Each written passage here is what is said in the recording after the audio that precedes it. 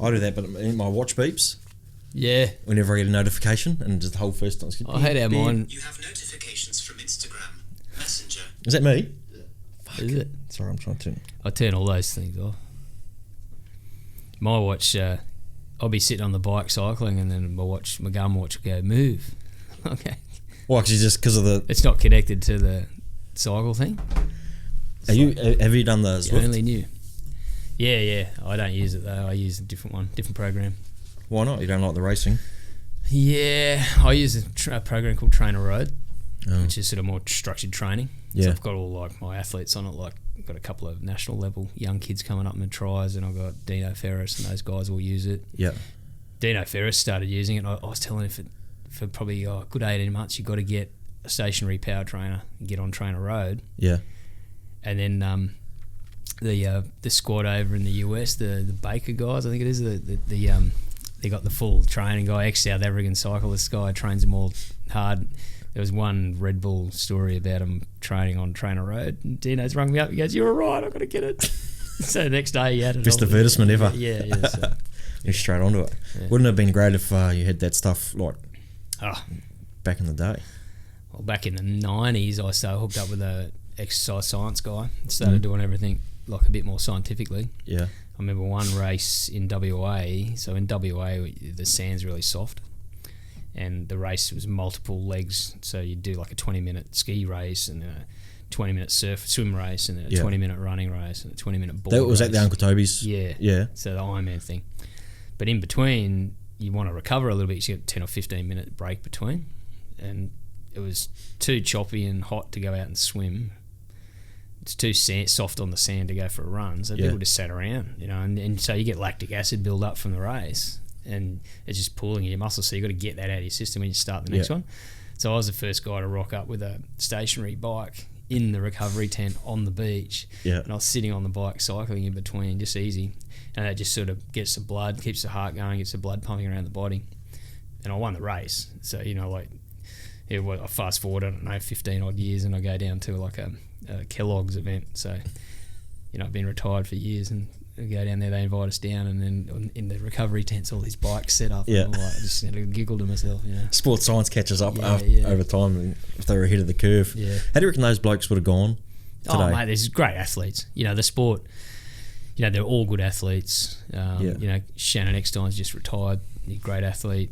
Ali Day, amazing. They're all great. They just don't have the exposure. I don't know, for whatever reasons. You can go into it, a million different reasons, but they're not having the exposure that we had back then. It's a different environment now. You're household names, back then. Everyone was starved. Like, there was only free-to-air TV, really. There was no online streaming. There wasn't a million different sports and 10 events every weekend. So people would either watch that or cricket. So for me, that's a bit of a no-brainer. But so, we were lucky. Yeah. And we had that cereal war going on. So we had Kellogg's fighting over it and Uncle Toby's. And so there was a bit of a false economy there too. So, that's always what boosts today. That's what they say about boxers and things like that. That they might be the best. A good example. Yeah. Until he gets an adversary like Anthony, Green. Blanking on his name. Oh, Danny Green. Yeah. I almost called him Anthony Green. Yeah. Danny Green. Until he gets that, and then they get the notoriety and come up. And when he talks up big talk and people want to watch it for whatever reason. Yeah. So, you got to. I think that was important. They did market us well back in the day in Uncle Toby's. We had a really good marketing girl. Yeah. Great company, and we went. Race was on a Sunday. We'd fly in on a Wednesday morning, and they'd break us into groups of 5, and we'd go to every hospital, every shopping centre, every school, but we all did it, so everyone was in the same boat. We'd only get really maybe Saturday to rest, and sometimes we had to qualify for the Sunday race on the Saturday. So, but we worked hard. Yeah, it was, and it paid off though too, because then it was a professional sport. Yeah. Like, I've heard some stories about some of the pay packets people bringing home, and killing it. Well, we never got any money from Surf Life Saving or surf clubs, so it was all professional stuff. So surf clubs weren't paying for you to be around; they were just just volunteer. You were just part of the crew. That's been sort of post Uncle Toby's professional Ironman era. The surf clubs have sort of gone, we need to try and retain some of these athletes. So, there's falls and against with that. I think, I picked up a bit of a vibe on social media a few weeks back where some of the athletes were suggesting they should get paid more and then some other people were just saying, hey, look, it's a volunteer organisation, you know, it's you can't put your hand sticky, out. isn't it? Yeah, so I mean, I sort of didn't even think about that until I read it, and then I'm like, well, yeah, all of our money came from, you know, sponsors and appearance fees from a race management group. So it would leave a bit of taste in like local surf clubs' mouth if, say, a certain athlete was getting tens of thousands of dollars, yet they couldn't afford the proper life-saving craft. Yeah, you know, like that. Yeah, that's where it comes sticky, and then it is. And you know, you've got the foundation of surf lifesaving is to have members patrolling the beach. Yeah, that's a safety sport. Yeah, at the end of the day, you know, it sort of gets grey, the whole competition side of it. It's a wormhole. I don't even know if I want to go down. Well, because before you go off that subject, there's the new one. Yeah. And maybe that is that. Do you think that's what they're trying to do? They're gearing it more towards. Well, you've got viewership. Yeah, there was always the Kellogg's Ironman series, which was you know, prior to that, Uncle Toby's, and then so there's been the Kellogg's Ironman series, and then last year they had sort of an amalgamation of the Kellogg's and an event called, I think it was called the Summer of Surf or something. They combined the two and called it Ocean 6. It's hard to keep up. I think half the problem is there's no continuity either. Like the general public, you know, I'm confused and I follow the sport. You know, so. But this year it's gone back to the Kellogg's Nutrigrain series and then the Summer of Surf, separate sort of amateur two series. One's a bit more like a surf carnival vibe, no real prize money. The other one's a professional series you have to qualify into. And then I believe, I'm not closely involved, but I believe last year, at the end of last season, Surf Life Saving said, hey, listen, we've got an idea called this Iron X thing. And they're like, what's that? And I think where Surf Life Saving might have gone wrong is they presented it as an option for the whole season, for the whole series. Oh, yeah. And it was combining elements of stuff a bit like... it's like stand-up paddleboarding, wasn't there? Stand-up paddleboard leg, but traditional Ironman legs, but then also on the beach they're going to have like... Ninja Warrior style things like ladder bars and pyramids and, you know, spectacular looking stuff. Yeah. But everyone sort of knee-jerk, whoa, you know, that's not traditional Ironman racing. We don't want to do that. And so Surf Life Saving sort of did a 180 and said, well, look, how about we just have a one-off event in the January, which is, you know, after the Kellogg series finishes. And from far as I know, they sort of agreed on that. Then they've announced it, and then a few of the surf clubs, the bigger surf clubs with these, you know, pools of talent, have decided, hey, we don't like that idea, and they're sort of trying to push against Surf Life Saving. It's kind of a little ironic because when you start thinking about the players involved, I'm, you know, rewind 20 years or 30 years now, that's when Uncle Toby started. Yeah. It was pitched to Surf Life Saving as a concept, you know, let's go 2-hour races, you know, maybe start off with the Coolangatta Gold, which is a 4.5-hour race. Let's get all the best Ironman. Let's get live TV. Let's get prize money. And the guy that pitched that idea to Surf Life Saving is a guy called Michael Porra, who was a 10-time Australian board paddling champion. So he knew his thing. He'd been around Surf Life Saving and knew everybody. And Surf Life Saving said, no, we want to keep it how it is, traditional. So then he went and pitched it to Uncle Toby's and teamed up with International Management Group. They got a deal with Channel 10. And Toby's come on board and we started the Uncle Toby series. So the instant response by Surf Life Saving was that you guys are banned from Surf Life Saving. And we said, why? You know, like we still want to compete for our clubs. You mean banned, like not... Completely banned. We were banned instantly. So wasn't even allowed to go near a surf club. Yeah, I mean, I got a letter at home that my mum kept, actually. I was only about 18. There was a You're thinking, hang on here, I'm going to get paid. A typed letter from my local branch, Surf Life Saving, saying, if you sign a contract and compete for this Ironman Super Series, you will be banned from Surf Life Saving. You'll never be able to compete for your club or at national titles or do this, do that. For how long? Was it a lifetime thing? Yeah, and I had a gentleman, I don't even know what his position was, came to my house, sat down across from me with my parents and said, you'll be banned. Yeah. And I said, well, who am I going to race? This is me, 18, I was the national under-18 champion. Who am I going to race, mate? Yeah. He goes, oh, we're talking to other athletes about, you know, like... Yeah. We're threatening other blokes? We're threatening other guys. We're going to get, you know... And I went, no, they've all signed. Yeah. I want to race. I made a decision when I was 13 years old when I won the under-13 Ironman championship in 1983 when Guy Leach won the same day the Coolangatta Gold, the first one. said, I want to beat that guy one day. Yeah. So he's my nemesis. He's 5 years older than me. I said, how am I going to do that if I'm racing around with you blokes? Yeah. Against nobody. He offered me 1988, 20 grand. To stay with your branch club? Yeah, with surf life saving. So here I am, 18, national champion. Yeah. Uncle Toby's on the table over here. I had a contract. I can't recall if it was money, but there was a promise of good prize money. Yeah. There was a promise of free travel, 7 race series. Good rewards, like an 12 adventure. grand to win a race, Yeah, yeah. 10 grand for second, 25 grand and a car for first. Rewind 12 months and I'd had a third in a race at Burleigh as a 17-year-old against Trevor Hendy and all the top guys. And I think I made $1,000. Yeah. Yeah, and back then you had to give a third of it to your club. Wow. So I'm like, well, mate, you're 20 grand and no competition. Sorry, not taking it. Like 20 grand's a lot. That. Yeah, oh man. And fast forward, and I was no problem making that call. Yeah. And I then we went to court. Ironman group went to court with Surf Life Saving over restriction of trade. Yeah. Because of that interaction? Yeah. Just a general, like a class action for all of us guys. And they Surf Life Saving lost and had to withdraw the ban. So we then were able to compete for our clubs in the amateur events. It seems silly, that you'd go, why not work with you and go, well, let's involve this, but we want you guys to show up for your state titles, we want to show you Australian titles. Yeah. It was a long time before, I don't think they've even admitted it now, but we had household names and kids wanting to become Ironmen. Yeah. And the way to become an Ironman was join a surf club. Because you were the guys on TV. And I'm sure we helped the numbers of Surf Life Saving and nippers grow through that era. Huge, and I reckon if you spoke to anyone in their late 30s, 40s, now they'd go, yeah, hell yeah. I remember it from over in New Zealand. Yeah. Like we'd get cassette tapes in a certain club. Yeah, that's it. And you get cassette tapes. We get cassette tapes and we'd sit there, we'd be lifeguarding on the weekends and we'd put these tapes in and we'd watch the Uncle Toby series. I must have watched every one of them. Yeah. And it was like these supermen. Yeah, yeah. And you look at them and go, holy shit. It's like, that's that bloke. Yeah. And then finally moved to Australia. It's like, that's all those blokes. Yeah. It was cool. Yeah. But I love that. That's the pedestal you guys are on. And then I'd meet someone, because I'm 5'9" on a good day. And Trevor Hendy's 6'4" and he's massive.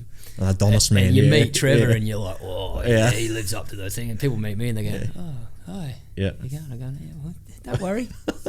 I'll still go. All right. Don't worry. Fuck it. Yeah. They need to fool you. It was a bit like that though. It was funny, but when you're young, you kind of that sometimes bothers you. But you grow up, you realise that it's pretty cool. You kind of like the David and Goliath kind of thing. Yeah, I just remember seeing these guys on, and it was like, and so you're right. Like that made you want to push towards that thing. And then for us, Australia's like what's it called? Like the there was the place to get to. If you can get to there and start. Yeah. Like you might be it's like us going, we've got to go to California and because it's just a populist thing. Yeah, that's right. But this is such a huge sport in Australia. In New Zealand, it's a smaller sport. You think, I might be doing it right here. Yeah. But once I go there, I'm going to get my ass handed to me. Yeah. And if you go right there, then you've really. I've heard, and in reverse, and due respect, like when I finished my Ironman career in 2001, all I ever wanted to do was go and do the coast to coast New Zealand. That race across New Zealand. Yeah. So it goes from the west coast to the east coast. It's cycling, running, mountain running, paddling. I'm like, yeah. So I'll go over there, and I've done quite well in it. I've had up to 4th place in the 1 day race, which is quite good. But very handy, mate. The guys, the athletes in New Zealand, holy dooly! I remember getting there at 31. I've just done all this Uncle Toby stuff. I'm the man. Yeah. And I get there, and I went to do a recce paddle down the Waimakatiri River. So I pull up halfway. And I see this guy living out of his camper van. He's got a multi-sport boat on the roof. He gets out of his car with his shirt off. Dead set, looked like he's leathery looking dude. Yeah. He looked like he was 50 to me, but I think it turns out he's about like late 30s, 40. Looked like someone had got a chisel and just chipped him out of some sort of granite stone. Yeah. And I remember he was ahead of me. I came 9th in my first ever go, and he was 4th or 5th. And this guy, mate, I was just like, holy, where do these guys come from? Yeah. I'm sure he come out of the mount with a sheep over one shoulder. Well, there was because that's the thing about New Zealand is you can only, like in Australia, you can train all year round on your board, on your male, whereas there's a certain portion of the year you can't really go on the water. Yeah, for sure. In some parts. Yeah. But then I remember we paddled in a race, and there was a guy coast to coast. He won that year that I paddled against him in a kayak race. Yeah. And he trained on his own in a town called Tutera. Yeah. Which was... He would have been pretty handy too. Nowhere. He was a farmer, and he just trained on his own. Yeah. He came and handed everyone in the paddle race. Unbelievable. I was like, where'd this bloke come from? Where's this guy from? He come from the mountains. Like, he was literally that bloke with the sheep over his arm. Courtney Atkinson, who's, brilliant, absolutely brilliant athlete, Olympian triathlete. He did a little bit of paddling, and he was running like the winds. Cycle's amazing, and the cycling in the coast to coast is road cycling. And I said he was going to go do coast to coast. He'd been over, done a number of recce's and done all this. And I said, mate, there'll be guys in that race you've never heard of. Yeah. And we'll probably never hear of. Hand it to you. Yeah. I'm telling you now. Yeah. And he's like, really? I'm going, mate, you'll be guys you wouldn't expect. Anyway, he came 10th. Yeah. But there was, probably heard of two people that were in front of him, and the rest were just some... amateur it's a strange guys place, man. Man, carve some hard men. That's for sure. Well, and I mean, that's the problem is the weather. I think sometimes that sounds really soft, but it is like. Oh, we do come from the Gold Coast. I hate the cold, man. That's why I'm here. Yeah. But like that, and that means there's only certain portions you can do. But this guy he literally came out of the mountains, and he won that year. Yeah. And we spoke to him. He's like, "Oh, I'll just go after work, or after it's just feed the cows. I'll go for a 30k run around the mountains." And that's so pure, and it's so like the essence of just Because me to be able to do all these different things and stay fit and still doing it now at 40, I'm turning 49 next week. That's the essence of freedom. Oh yeah, for me, have that physical ability to do. Well, you think come race time, he's on his own. He's just grinding. Yeah. He's that race, in front. That race, you're racing yourself. Yeah, you can't race anyone. It's like 250 k's in one day. It takes 13 hours on a good day. You don't see anyone. You're racing yourself. Yeah. You start racing someone else. You want to be good.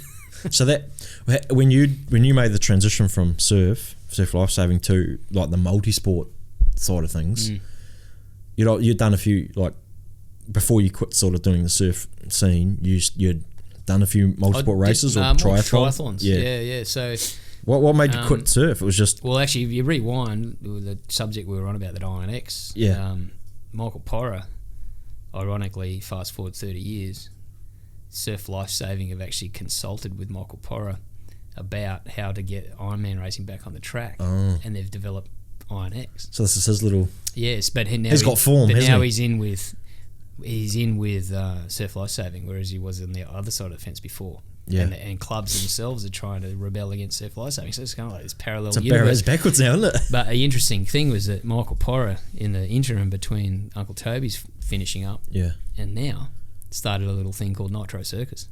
Oh, wow. So the guy knows how to operate. So, my money's on him being able to pull something together, do something with this. So just hopefully he gets the support. I think once the money starts flowing... Yeah, they're not trying to change it. See, they've actually put a lot more money and live TV into this INX. Yeah. And there's been a bit of why can't you do that with Ironman racing? I don't know why. It's boring. Yeah, I'm not into it. But if you don't like it... They've obviously excited somebody enough to put up the money and put up the TV. So... Yeah, if that's what it takes, and I can see it's not much of a spectator sport. I'm worried that some of the athletes or some of the vibe that I'm picking up is that they're going to sabotage themselves, like they don't want it to succeed. So like let's hope they give it a fair go, and it might be a completely different hybrid sport, but that's what it's all about these days. You've got to reinvent yourselves. Yeah, and a lot of the Uncle Toby's events I feel weren't traditional Ironman racing. They were different style. We're running on golf courses and doing all sorts of different things, and sometimes that's what it takes. Acting on Baywatch. Acting on Baywatch. Yeah. Acting's a loose term. Appearing. Yeah. So you just got to try and if that's what you want, just keep doing surf life saving at an amateur level if that's what you want to do. But if you want to get an audience and get people watching these athletes, you might have to do something a bit different. Once the money starts flowing, I think you'll find. Yeah. That'll make a difference. Until someone sprains their ankle on a rope climb. Well, Ali Day broke both his wrists in a promo shoot for... I don't know a lot of details about this, but... Be careful. So there's two ways of looking at that. To me, it's like, well, this could be pretty extreme, this thing. I might have to watch it. Yeah, tune in. I don't like seeing people get hurt. No. But something happened. I do. Yeah. I don't like it, but I'll certainly watch it. I don't like it for them. Just don't rewind it and slide down. Yeah. I mean, I hope it all goes... forward. Yeah. And I think Look, it will. I said, I want to see the athletes exposed and do well because I think they're good guys, they're good athletes, they train hard and they deserve success. You know. Oh yeah, they train. Yeah. Everyone's going to have a different opinion. Yeah. You know, whether that way is the right way or that way. But at the end of the day, you know, I have respect for the athletes. And A lot of their training's in the dark too, like those Ironmen. Like it's not all I was talking beer to and Skittles on the beach on an afternoon. Like they're there in that Hancock morning. the other week. I was talking to her and she's training 3 times a day. You know, like we used to You train don't see 3 it. times a day, but you know, she's working her butt off. You know, there's plenty of them doing that. And everyone watches those races and just assumes that they're just there. Oh, they're just those blokes that You can't go just for a turn surf up. after lifeguarding on the way. Like they're No. swimming kilometres in the pool in the morning, and Yeah. and then you know you hear these other professional athletes, train 4 times a week. Yeah. So you see what these Ironmen do. Yeah, that's like like, and it's an individual sport, so you know there's nowhere to hide. Yeah. You know, that maybe I don't know, maybe the Gold Coast Suns need to go and do a little bit of that kind of stuff. Lots of Gold I don't Coast know what teams. they're doing, but anyway. Not much, but and there's also that line too, and I hope that there's that line between professionalism and the amateur side of it. Yeah. And once you cross that line, you know your life's like there's what would there be, maybe 10 blokes that are doing it quite professionally, doing really well out of it, and then the there's next a big 10 void. There's a big void Yeah. in the modern era because they can't afford it. can't afford it, Yeah. and they have to show up. You still have to work, you still have, but you're expected to train the same way those guys are, Yeah, because you got to race just don't them. get the recovery time. You know, no recovery time. Yeah. Like I remember years ago So I swimming in the morning, and then I remember saying like Yeah. Kai Hurst, "Oh, what are you doing now?" nothing. He goes, "Oh, I'm off for a massage, then I'll probably have a sleep." And I was off to work. Yeah. You're thinking, and so that, you know, great. you're someone that's doing that might go all right for a little while, but the longevity of their career is going to be pretty tough. It's pretty tough mentally. And I hope that and with a bit of physically. luck, this will bridge that gap as Yeah. well, where you can sort of Let's hope ferry so. your way into it. And Yeah. I don't know, we'll see. I'll stay tuned. Stay tuned. So the transition. So when you stopped, because did you stop cold turkey? So I did. Yeah, you asked me. I was doing some tries, so I went. Yeah. So you know, around the 90s, early 90s, it was quite successful. I had a couple of seconds to Trevor Handy in this overall series, and then I finally snatched the series from him. I was the first guy to win it away from Trevor. Yeah. So he won it 3 times in a row and managed to get it. And then that same season, I won the Open Ironman at the amateur level. Yeah. And then I went 2 more years going to national titles, and it's like you go to an Uncle Toby's race, and you know you get introduced to the crowd, and you know, like it's not an ego thing, but it's like you feel important. You go to an amateur surf life saving event, and you got a little old cranky lady who, you know, fair enough, doesn't want to be there all weekend. No. She's yelling at you, sit in the sand there, and she's acting like you're still a nipper, and you're like, you know, and I'm like, I don't know if I'm enjoying this. You know, like I've got a national Ironman title. I always wanted to pair up the junior and the. That's a select few. Yeah. I think that we did a thing a couple of years back. Steve Pullen, who'd won one. I can't remember the years, but he'd won an Australian Ironman title, and he got cancer, and he's actually in remission. Yeah. And he's a little bit younger than me, so he's still only like 47, maybe 46. Yeah. And so 5 or 6 years ago, so when Dean Mercer was still around. Yeah. Anyway, we got together. So there's something like now I don't know the numbers, but there's something like 50 odd years of Ironman racing history, and there was only 21 guys that have ever won it. Shit. And we had 18 in the room. Really? Wasn't that an interesting room? Wow. Where was that? Oh, that was Noosa Surf Club. Yeah, and it was awesome. Actually, it was really cool, and really good bunch of like-minded fellas. And you know, just it was funny. There's a new guy that got away from the back or something and won that year. Ironman, and of course, no one really knew him. Yeah. I said, "Who's that guy in the back, just standing in the back, all quiet?" And he goes, "Oh, that's the Australian Ironman champion." We were like, Trevor Hendy and Greg Kenny and all these guys just boisterous and drinking, and then we're like, "Oh, look at that! Oh, maybe we should invite him over." Yeah, mate, he's precious cargo. You got to invite him. It's pretty funny, but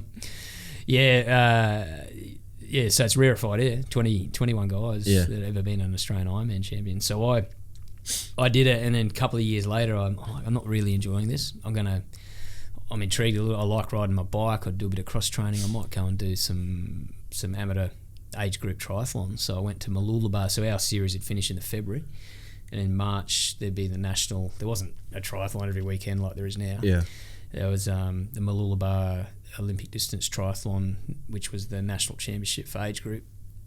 Usually I had about for 2 years running. I had 4 weeks prep. So I did Uncle Toby series, and then I'd have 4 weeks to get ready. So quickly jump on a bike. I wouldn't swim. I'd ride for a few weeks. Yeah, and I'd run. And I always ran about 50k a week with my Ironman stuff.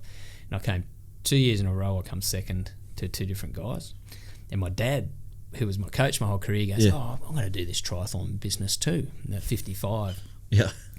So he goes in the World Masters Games and comes fifth, and he goes, I could get fitter. And so then we go to this Mooloolaba, and he gets a bit fitter, and he wins in his age group, and I get second. And next year he goes back, he wins again, and I get second. He gets addicted, starts shaving his legs. He becomes a world champion. Oh, was he world champion? Yes, he got a few years later in the 60s, and then I've gone, all right, I'm going to have to up my game, and the third year was 6 weeks prep. And I went, right, I'm going to bump my riding up to 300 Ks a week. So I used to do about 250, 6 weeks at 300. Yeah. And I bumped my running up to 80. Still didn't do any swimming for 6 weeks. So I led the swim, led the bike, and ran 35 minutes off the bike and won the whole age group thing and won my age group. And then Dad won his, and it was bloody cool. Yeah, I really enjoyed it. But it was good. I was 29, so it was right at the end of that era of that wave that goes 25 to 25, 29 age group. Yeah. 30s. It was just cool to be able to do it. That's not exactly an advantage being the older either. No, but at 29, 26, 29, there's no difference. But at 45 still got and some 49, pretty fast 25. Yeah. Oh, yeah. Yeah, but that was just a cool era. And so, and then Dad sort of got right into it and won World Championship and won Noosa 10 times, and it was cool. It was sad to see him go. So it's actually, mate, it's a week. It's 10 days, and it'll be 1 year since he passed away. I was going to say it wasn't long. Yeah, so that was prostate cancer. So that's part of all this new stuff too, isn't it? Yeah, it's all this Guy's Garage stuff that you see with the hats on. Yeah. No, I wanted to do something to raise awareness for prostate cancer. I watched Dad get it at 69. Mm. So he already just won the World Champs a couple of years prior, and he got diagnosed with prostate cancer. And then back then, it's like, what's this prostate cancer? What am I going to do? And then he researched the hell out of it, and he went and saw everybody and decided that he wasn't going to get his prostate removed back then. So it was at 12, 15 years ago. Oh wow, that long ago. Yeah, so he made it to 80. Yeah. So he was 69, and he didn't get it out, but he got radiation, and they target radiation through the stomach wall here, and it caused a fair few problems with bladder leakage, and he was bleeding from Bart, and just horrible, and rough stuff. He apparently went into remission and was better, and then it was a few years later, so it went 69, so about 77, had a bit of pain, went for a x-ray, and then they said, we'll do an MRI, and then boom, he's just got these black lines. He had black lines through up the back of his neck and his spine, and through his hips, down the top of his legs. It was all black. It was all cancer in the bones. Was he not getting bone cancer? Yeah. Was he not getting tested? He was getting some checkups and that. Because once you go into remission, don't you go every... Yeah, and I didn't... He did have a few little health hiccups, and low blood cell counts and this, that, and the other, but... I've started looking into it more and more too, and obviously went and got what they call a PSA test, which is a prostate-specific antigen test. It's just a blood test. You go into the doctor, say, I want a PSA test. I actually didn't even realise, but some doctors go, you don't need one. And then with family history, obviously you can get them, I'd be getting them young if you had family history, at least at 40. But that just gives you a level, and then you just monitor any changes in that level. Yeah. They have a number. They go, if it goes over 4, they'll red flag it, blah blah blah. So you could be like, I'm 0.64, and mine could shoot up to 4. It could be 3.8, and it wouldn't get red flagged. But that would be a big jump. So I would be getting a second opinion. So you just got to be a bit aware of your own status. That's a shame that you have to be pushy. Yeah, with hospitals. So I went from 0.5 or something to 0.64, 0.2. Like it's still under 1, so I'm okay. But I'm going to go every year now, obviously, but you start thinking about your own mortality when you see, my dad died in front of me. Yeah, hold my hand. It was just bloody horrible. I'm sure there's people out there that have been through it. But such a vital, strong man. And world champion a few years. And my mum's still alive, and one of the things that I'm pretty invested in with Guys Garage is educating people about prostate health. Yeah. And just being aware of it, because we don't, and it's a bit of fun, and what I want to do is just have on this YouTube, it's a YouTube channel, just do blokey stuff, and have blokes go, oh, that looks like fun, I want to watch that, and then just weave in the messages here and there, and like we just built we bought a car on the side of the road for $500. Yeah. Spent another $1,000 on it, and we're going to go to like some club motorsport things and just see how we can go for no money. Yeah. But the whole idea is just to meet blokes and talk about it and go, hey, do you know what your prostate level is? And I've got the number on the side of the car. It's actually I'm born in 1970, and my prostate level is actually 0.64, but I sort of took a little liberty, and my number on the side of the car is 0.70. Yeah. So it's kind of cool, and just to sort of get a talking point going.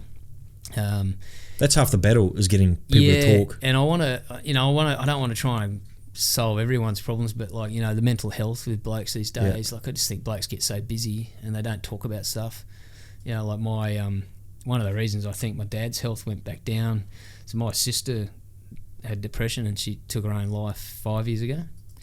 So and then mum and dad took it really hard, and we all did, and then it was just the demise, and now my mum's sort of left on her own just with me, lives on her own, so like I've got, it's not a burden, but you feel like I've got to make sure she's well, so mental health and the prostate thing, in a lot of ways the mental health's massive, like it's everything. If you don't have that on lock, or like I know for me personally, everyone suffers for some sort of. If I don't have it, everything suffers. I don't eat well, I don't exercise. I'm not busy working, not productive.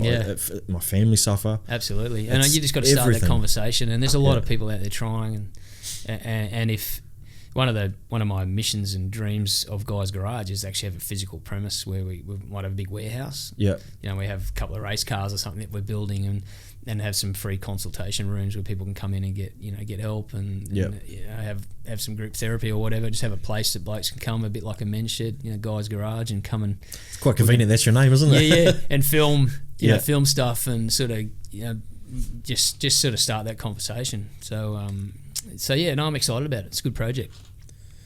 Keep an eye on that. Where's the camera? Yeah. Keep an eye on that logo. All over the show. Yeah.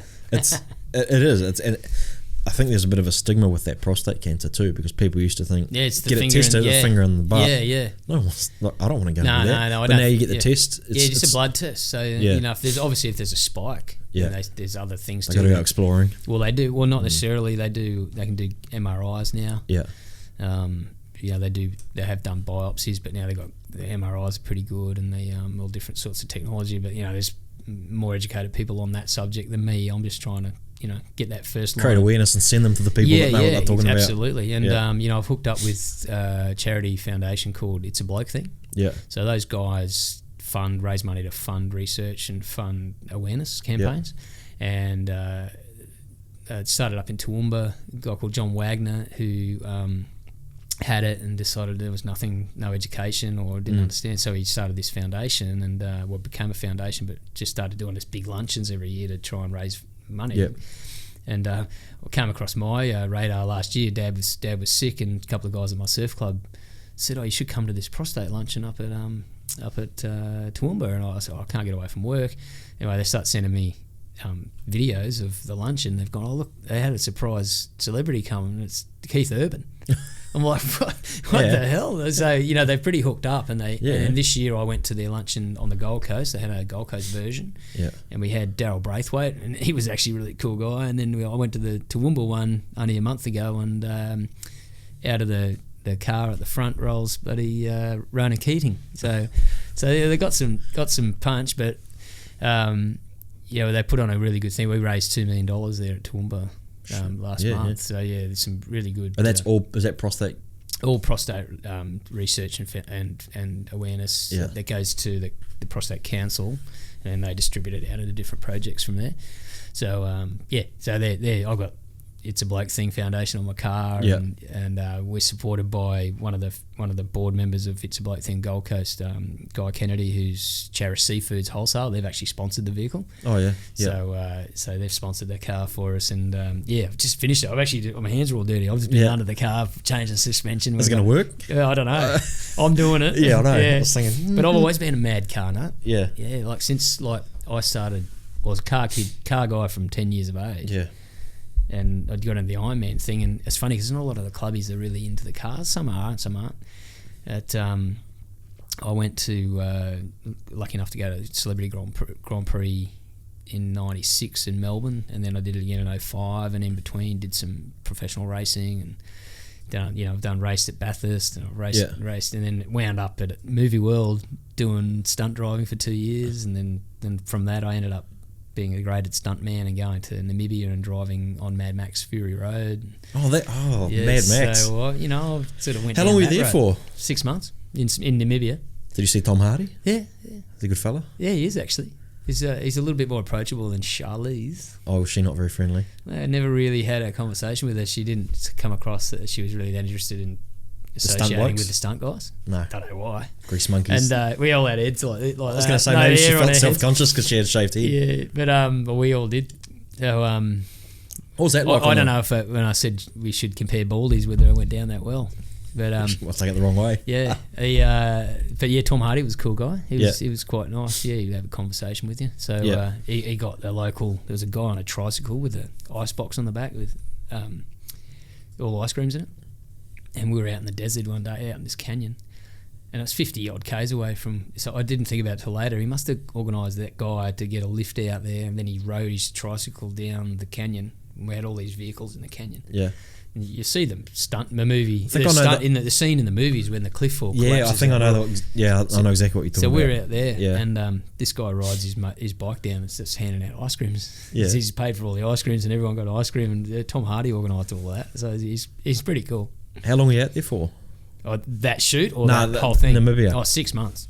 Yeah. And do they create a village out there in the middle of nowhere? No, there's a town based out of where we'd shoot. We'd go off to different locations from that town. It's probably the size of a small old 1980s Kingscliff or something. Yeah. So it's not very big. Barely a town. Yeah, and we just took over the town basically. So. And were you busy, or was it like? Yeah, sometimes we'd be real busy, and then other times we'd have you're not on this scene, so we don't need you for a week. So we'd go, we'll go off to Narindi or whatever it is, go to see a game park and come back, and then you'd be doing 18-hour days the next week, on the pole car. I was on the base of one of those pole cars, and freezing cold, and then it was funny, we went through the season, so we were freezing cold doing stuff, and then to the end where it was boiling hot. Yeah. Is it cold in Namibia? You could be on the coast. Namibia? It's on the west coast of sort of halfway up Africa, on the west coast, on the Atlantic, so you get the freezing cold Atlantic weather. Big fog come in, but if you're on the coast it could be quite cold, but you didn't have to go far inland and it'd be quite hot in the desert. That's interesting, massive sand dunes, all the big sand dune sort of movies that shot there, so it's quite popular for that. Far out. What an experience that would have been. Yeah, it was nuts. Yeah. So you were just there one day, or was it like an application process, or did you just? No, I was working at Movie World, so I'd been there nearly 2 years doing the stunt show. And that was an application process. So rewind, my sister was still around then, and she said, "Hey guy, there's a thing ad in the paper. They want to audition drivers for this new show called Hollywood Stunt Driver that's starting in Movie World." And I went, "Well, I'd done some racing. I'd raced Targa Tasmania, Bathurst, done all this other stuff, and professional racing. New way around a steering wheel." Yeah, and I went, you know what? I'm going to put my resume in. Yeah. And so I rocked up to bloody funny story. I rocked up to the Norwell Driver Training Centre. And the day before, I just had this series of bad luck. I got done by speeding fines, a little bit over here. Just you have those times. If you're speeding, that's not bad luck. Doesn't everybody have these times in their lives where you lose your license? Yeah. So I've gone. You know what? I'm going to take it on the chin. I'm going to take a 3-month ban and get my full license back. Yeah. And so the application reply comes through, and I've just lost my license. It says, "Come to Norwell Driver Training Centre on Monday, the blah, blah, blah." Yeah. I'm like, that's the day after my licence is expired. I've gone, Dad was still around. Dad, this was 2007, 2008, something like that. So I'm 37. Yeah. And I go, "Dad, you're going to have to drive me up to the thing." So 37-year-old walks in. He's luckily Dad's old enough, looks retired, I'm like, they're just going to think he's interested, having a look, Yeah. So I cruise in and I go, I hope they don't ask me for my license. So I walk in, the lady on the thing goes, "Oh, just give us your license." So I go, "Oh, God." Gone. Hand it over. I thought this could be over real quick. Yeah. So she just took the details, didn't verify it. No. Sit down, and Warren Luff walks in, who drives for Holden Racing Team, Yeah. and all these guys look like they knew what they're doing. I'm like, oh God. So they put us in these Commodores, the Holden driver training Commodores, and they're like, go around the skid pan, go sideways. And so, oh, cool, do that. Yeah, so, and we're going to do a reverse J turn. Never done one in my life. So you had to reverse and then flick the car around 180. Yeah. So you quickly put it in neutral and then flick it hard and come back and go forward. I'll pull that off. And we did a series of, escalating handbrakes, stops and this, that, and the other.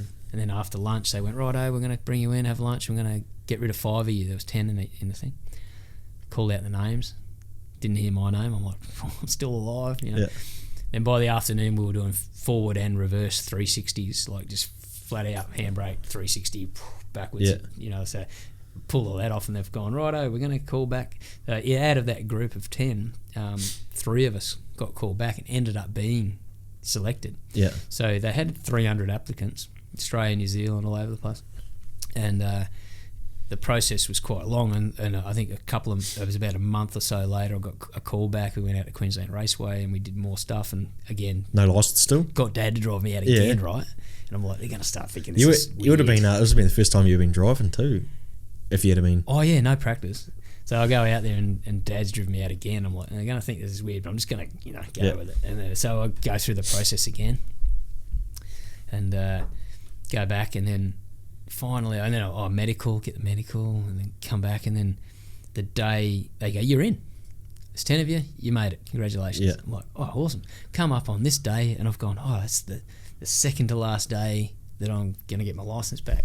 So I get a lift up with the production manager or something. He lived down my way, and we get in there and we do all of the induction stuff, and they've gone, hey, make sure you come tomorrow. We're going to do your license processing. And then the next day I get my license back, and I go up there and I hand over my license, and they do all the processing. I'm going, hey guys, funny story. So then I told them all about it. They couldn't believe it.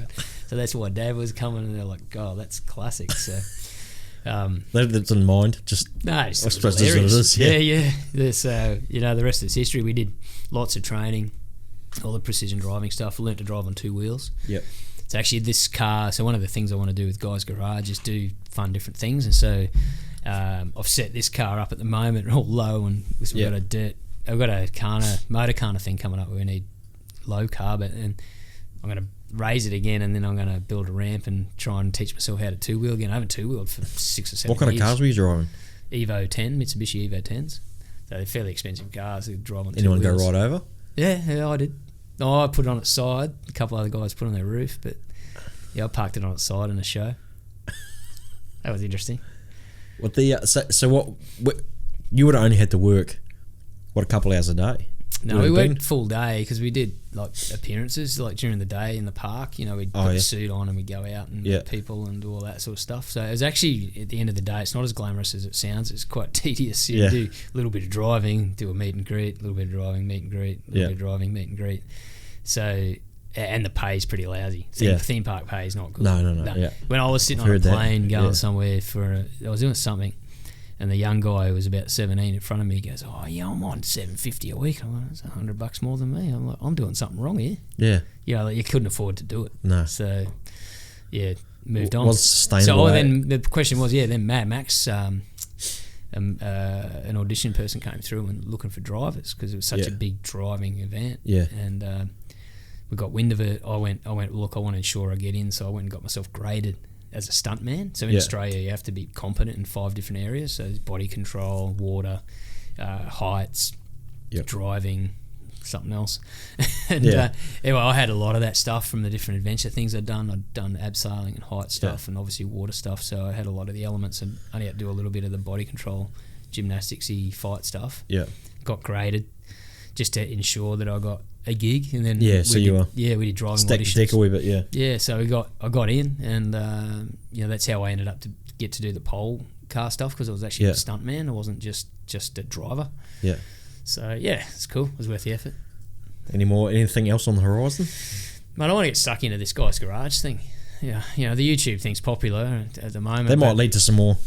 Yeah, I mean, I I can control my own destiny there. Like I don't want to pursue stunt driving as such because there's a lot of great guys doing that as a career. Yeah. They're a lot younger than me, so I left them to it. You know, I picked up a gig. You see that Aussie movie called Occupation? It's a alien attack movie. It was shot down around Mooloolaba and around. It's actually picked up a little cult status, but it had Tamira Morrison, who was the guy from Once Were Warriors, in it.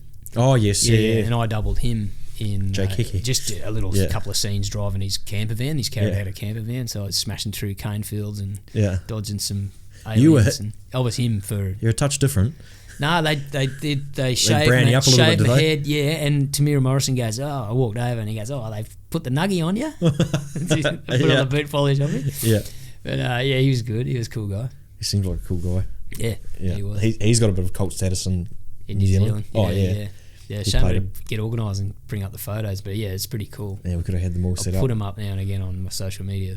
So then you go, because you've been able to travel a lot with the adventure stuff too, eh? Yeah, heaps. It's almost like you've done little portions. Mate, I've done. Yeah, sometimes I'm like, wow, because throw yourself in the deep end every time. And I put my hand up for this thing in 2003 for Land Rover. Yeah, Land Rover had this global challenge coming up where you had to pair up with someone from another country, and you had 4 stages around the world. And it was started in the east coast of the US. Then we went to South Africa, and then we went to west coast of Australia, east coast of Australia, and then back to west coast of the US in a month.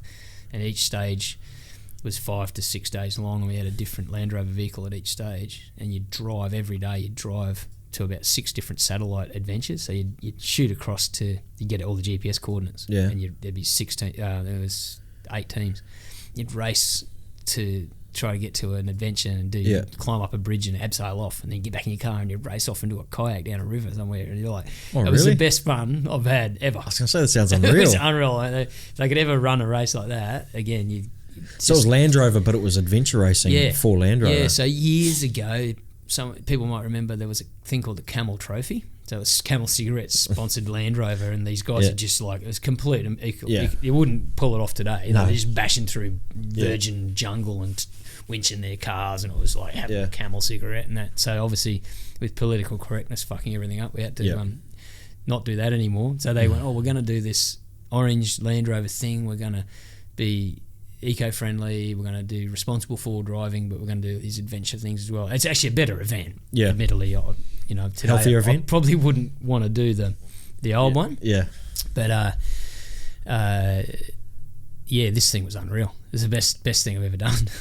It would be so much fun. Yeah, and so I went to Europe, and they taught me how to winch at Land Rover headquarters, or we went to England, taught us all about winching techniques, and then we're at this Hereford castle, and we'd come around the corner, and there's 2 brand new Range Rovers on the roof in the courtyard of and I'm like, it's like surreal. I'm like, what the hell? It's like, that's a $200,000 Range Rover. Yeah.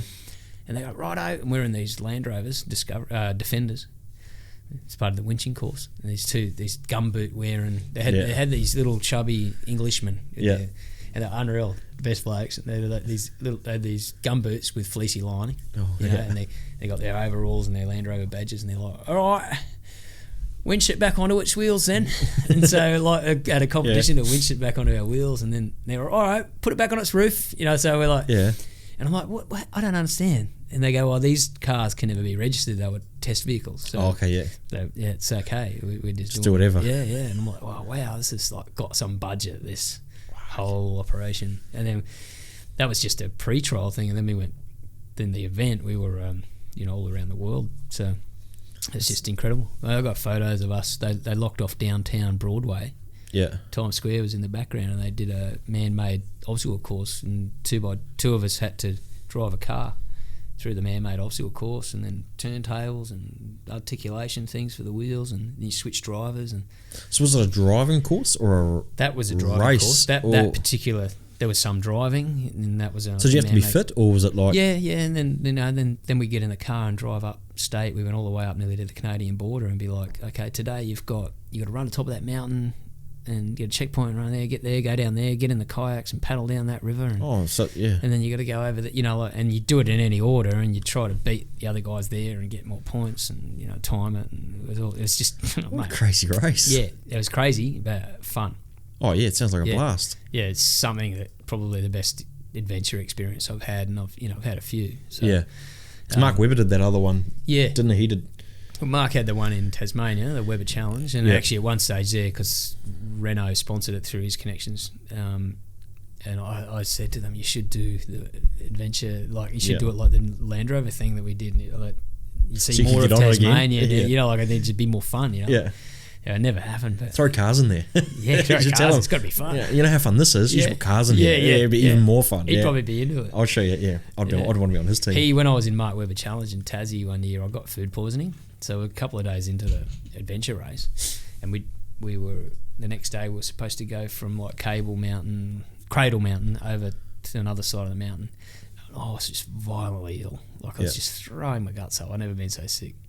And he goes, I've got to get you over to the lodge, you know, just because we were camping. He goes, jump in the Discovery Land Rover and I'll take you. So it's just flying, like he's driving this thing, just pedaling it, you know, like we're around the corners, and I'm like, and I don't get car sick, and I'm like, Mark, I'm gonna pull over. You know, I was just, what a shame you couldn't enjoy it. Yeah, I was trying to enjoy it. Best driver in the world, and he's taking you for a thrash on a. And so this is pre-mobile phones, almost. I think you know people had mobile phones, but we were like in the bush, and I'll get out, and I'm heaving on the side of the road, heaving my guts up, and I hear this like click, and then this hee, and I look over, and there's Mark Webber with a little box brownie, like disposable camera, taking a photo of me throwing up.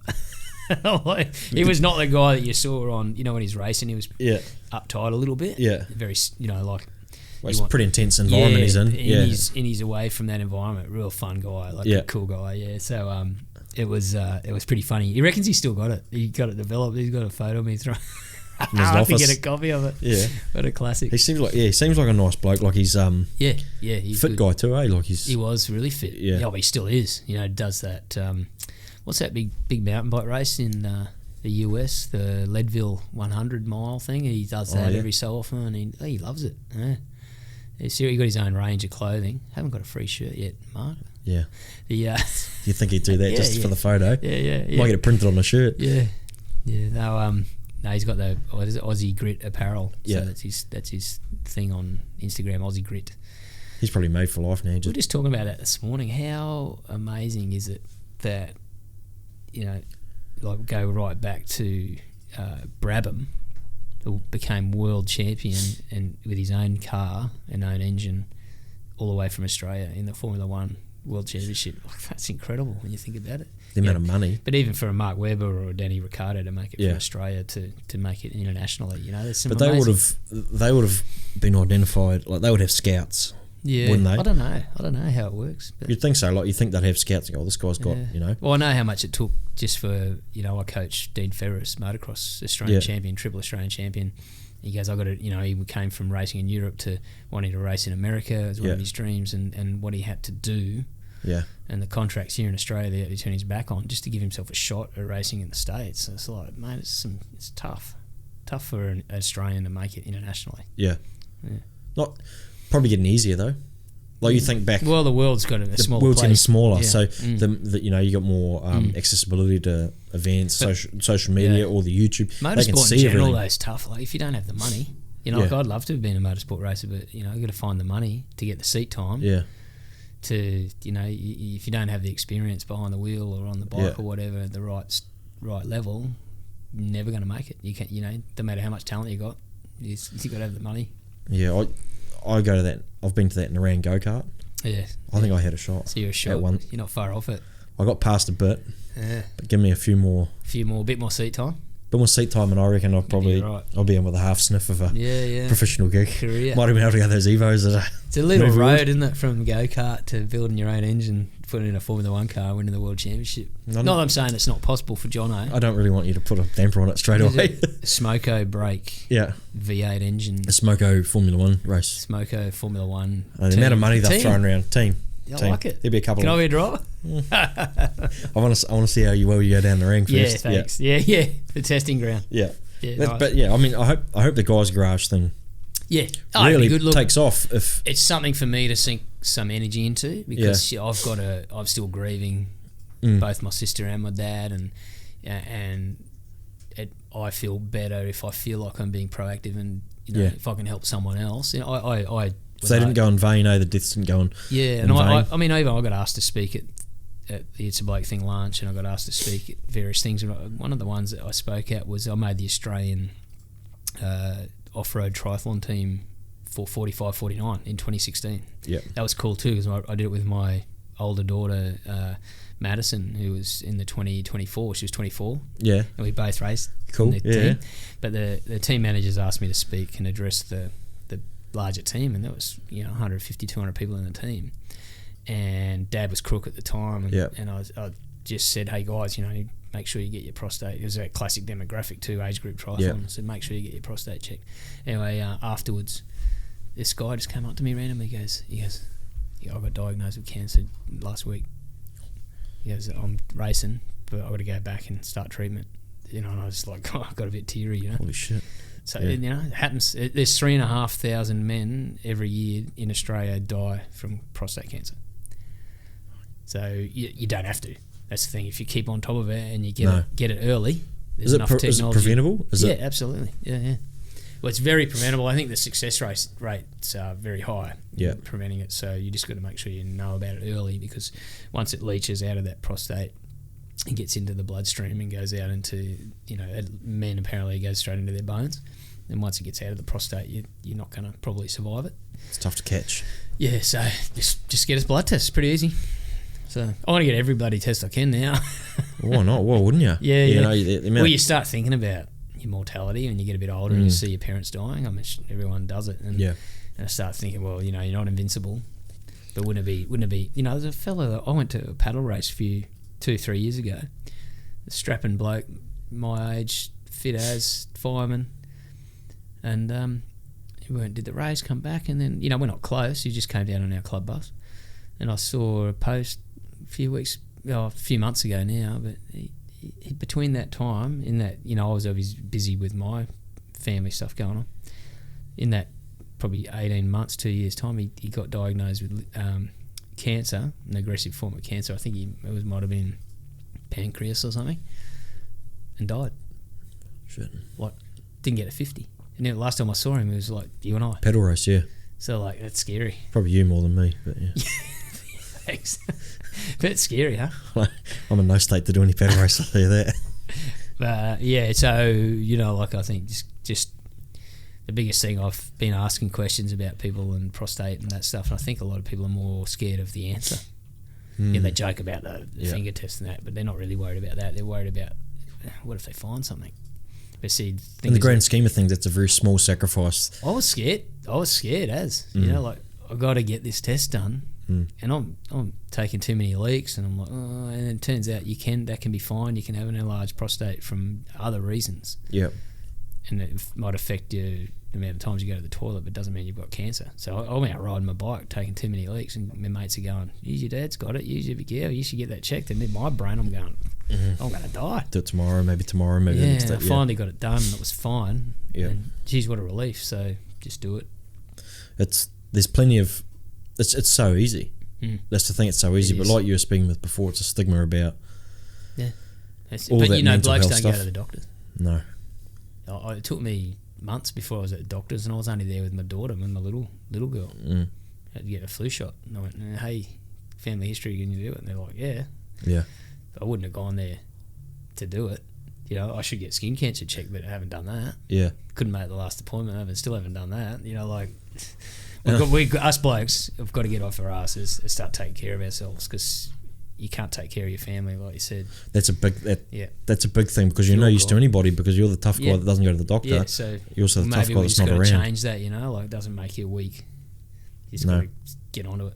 There's a lot of places that are doing, like got some guys coming in here, and in a few weeks' time, do a trade mutts, like a shirt that, it's like a florally, really bright shirt that is designed for guys to wear on job sites. That sounds so gay. It's very full on. It's a bit of smart ass. I'll cut that. No, it is. It's full on, but it's designed so that someone goes up and goes, hey, what's that for? And then they go, oh, it's a conversation starter. Yeah, that's the same thing with my number on my car. Yeah. And, that sort of thing. But I am I'm a bit of a smart ass. You haven't worked that out yet. Don't worry, mate. I got you. My wife comes from the dancing industry, and it makes I don't. we all make those silly jokes and stuff Yeah. like that. And she thinks I'm serious. I'm like, I'm serious. Yeah. I love. Take offence to it. I've worked with plenty of gay guys. I love them because like, it's not actually a sexual thing. Yeah. And they're flirting with me, so it's like bloody. You're flattered. It's great. I'm flattered. Go for your life. Knock yourself out. Is there many in They don't do dancing? that anymore though. No. Why? Neither do the girls. Might be the head, might be the shaved head. Might be. Yeah. Notice that when you get a bit older, you just don't get any sort of that attention anymore. It makes life a lot less complicated, that's for sure. No attention, yeah. Well, that's it. Well, like you're saying about the doctors, like the only time I've ever really gone is because my wife says, "Oh, Yeah. you got to go. I've made an appointment. Yeah. You go. Otherwise, I'll just put it off, and then it slowly makes itself better. Yeah. And It's going to get better. you're like, okay, all right, I'm good again. Yeah, The only time I seem to get the doctors for go A&E because I cut myself. or Yeah, something like yeah, that. yeah. And then you're not sitting there while you're there I going, know. "Oh, Let's make a pact with the men out there, like, you know. well." Maybe it is more manly to actually own up and look after yourselves, you know. Was this what you're doing? You're looking And after your family. Yeah, and yeah, exactly. And the mental health is all part of that, you know. So in the future now, you got this guy's garage. Hopefully, getting that thing pumping, getting some good. Obviously, we'll post out as much as we can on this and talk about it and everything as well. And then you got your coaching. Yeah, coaching for Tullabudra Surf Club. So I've fallen back into what I grew up doing, and that's what I'm familiar with, and I think I'm pretty good at it. So, Yeah. So it took me. I wasn't instantly good at coaching. I was always, it's a very selfish thing being a professional athlete, and then it wasn't until sort of got far enough removed from it to be able to give back, and you also work out, how do I teach something that I just done intrinsically, for so long. So, I'm at that stage now where I can do some good stuff, and I dabble with other athletes. I'm Dean Ferris, motocross champ. I've been coaching him for 7 years now with his fitness, and don't do too many others. We've got some young triathlete kids out of my surf club that are doing really well, that are sort of under 23 Queensland reps and stuff like that. So it's building, and I enjoy that. I enjoy the bars of seeing them do well and knowing that you were part of that. Yeah. So there's that, and I get stuck into the guys' garage stuff. It gives me a chance to play a bit in the cars and different things. And that guys' garage won't be just about cars. Like I might be doing a beer review one week, or going. You can help with that. You can help with that one. That's one thing I can. Like Tony Longhurst, I've done Bathurst with. He's got the boatworks up at Coomera, and he's got the super yacht facility there. So I might jump on a super yacht, or I might be jumping a jet ski, or just blokey stuff. Just guy stuff. Bloke content. Notwithstanding, the women still enjoy it. Like Top Gear is a great example. Like the women a lot of women like that show as much as blokes. So we don't want to be. It doesn't want to be feral blokey stuff. It's just it's going to be more of that sort of variety, interesting stuff. It's been an inclusive environment too. Yeah, because that's what's going to help you. Yeah, and I think too, across. It's I've got, along with Guys Garage as the show, I've got a hashtag that I've started called PSA OK, so the prostate specific antigen test that you ask for at the doctor. Yep. The hashtag is PSA OK. Yeah, and that's basically a cyber hashtag that people can tag a photo with. And so what I did was I went and got my test done, and I did that. That old movie where the guy had the cards, the love story movie, and the cards out the front. Don't say anything, but I love you. So I wrote on the card PSA OK, and then my number that I got at the doctor's. And I got my little daughter, and we took a photo and did a black and white and put it on Guys Garage social media. Yeah, cool. So, but why we did that is because I then also hashtagged it PSA OK Guy Andrews.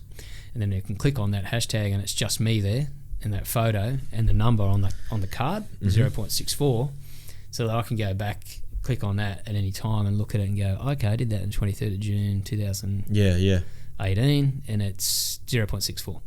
So then I've got a record of it, because I'm hopeless at keeping records. And I've suggested to It's a Bloke thing. Let's fund an app, so guys can have an app. Yeah. But that's down the track. So I thought, okay, the best way to do that is let's do it with a hashtag, PSA OK, your name and your number, and then you can look it up, find it really easy. Yeah, that's a good idea. Yeah. So it's just a simple thing. It's competitive too. Yeah. Oh, he got 0.6. Yeah. So you see on the side of my race car. I'd lie about mine. I'll be like 0.000. Beat that, boys. Yeah. Now you see on my race car, my $500 race car, it's got a number on the side. It says PSA OK. Yep. Hashtag, and then my number. Well, I took a liberty and put 0.70. Yeah. So you cheated straight away. Yeah, cheated. So I'll put mine up though. Yeah. So yeah, so that's a conversation starter as well. Yeah. So what I'm hoping to do on the big number on the side is put out get guys to sign it. So if they know their number, Yeah. can you pick that up on there? Maybe. How far away are we? That's the race car number there. There we go. You can see that. Focusing. Yeah, so I'm going to get guys to sign the white part of the number on the door if they know their number. Yeah. So next time I go to the same event, I'll be like, have you done it yet? Yeah. But, it sounds silly, but... No, it's not. It's not. It's something you can... Yeah. It's a movement, and I like that. Yeah. If it's nothing more than helping me mourn, that situation with my dad, or, if I can feel like I'm helping people. And like just last week, I come back from a luncheon for Prostate Queensland and put a little thing on social media, and one of the fellas at the surf club whose son trains at the surf club, he's probably about 50. He goes, "Oh, Guy, I just got a bad diagnosis with my prostate." And he was aware of it through me. Yeah. Got the test done, he was weeing a bit funny, and it was up. And it was still under, I believe it was still under that 4, which is that red flag thing, but because it had gone up a lot when they looked at it. So GP must have done it earlier, a couple of years earlier. So they said, it's up 3.8, but it wouldn't be a red flag normally, but it's come up, so we're going to do something. They went in, they did a biopsy, so they do an MRI biopsy. Yeah. MRI guided biopsy, and had 3 out of 23 biopsies had 3 positive cancer results. So he has to now monitor that for the next 3 months to see if the levels go up, and then he's got to consider what his options are, whether to remove it or get other types of radiation therapy. There's different stuff now than Dad got, more targeted stuff. So anyway, I put him in touch with the Royal Brisbane Hospital's prostate care nurse who was at the luncheon with me the day before. Yeah. And I made him, they called each other and just gave him any other options that his GP was all over it, as it turns out. But I thought, if I can help in any way. And that makes your whole thing all worth it, in the end, because you've got one person, then you know that you've at least done and that was something. That was so close to home already. And I'm sure there's people out there, every room you go to, someone's got something.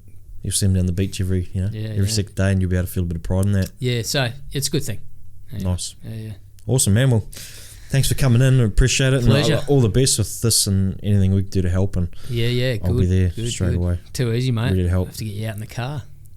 Yeah. What about you get in the high Safe. side when we go to You got seatbelts? we do 2-wheeling? Yeah, that's a $500 car. Once you get it certified by a problem mechanic, I'm in. What do you say?